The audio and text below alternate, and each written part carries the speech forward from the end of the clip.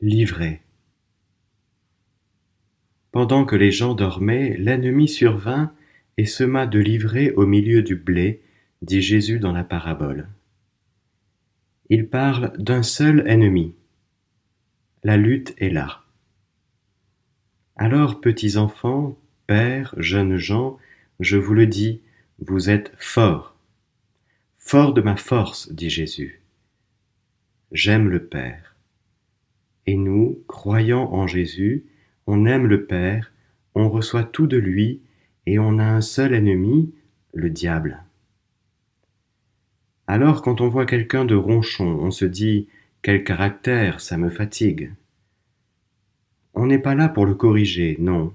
Il faut qu'on se mette devant l'amplitude d'un combat qui se traduit en victoire. Mais comment? Le piège de l'ennemi, c'est de nous faire croire qu'il est légion, alors qu'il n'y en a qu'un. Si déjà je ramenais toutes les agressions des gens à un seul ennemi, celui de Jésus. C'est le mien, dit Jésus, et c'est moi qui règne sur lui. Toi, tu te cales en moi. Et les autres, ceux qui t'agressent, ils ne savent pas ce qu'ils font. Il faut qu'on unifie notre vie. Nous, on n'a que le Père. Notre vie est en Jésus. On n'a pas à parler à l'ennemi. Le Seigneur l'a terrassé, j'ai à être témoin de sa victoire. Pourtant, nous sommes encore là, et l'ivraie pousse aussi. Seigneur, pourquoi tu permets cela? Parce que j'ai beaucoup de morts, et parmi cette foule, j'ai un peuple qui m'appartient.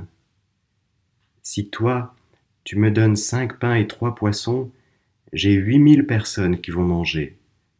Alors reste, s'il te plaît. Immergé en Jésus, on participe à son combat, c'est-à-dire à sa victoire. Et d'autre part, on n'a pas à trier.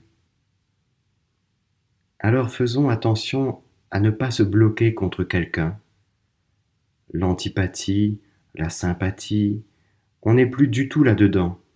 On est dans un royaume qui est en train d'être ramassé sous la seigneurie de Jésus pour qu'à la fin il soit remis au Père.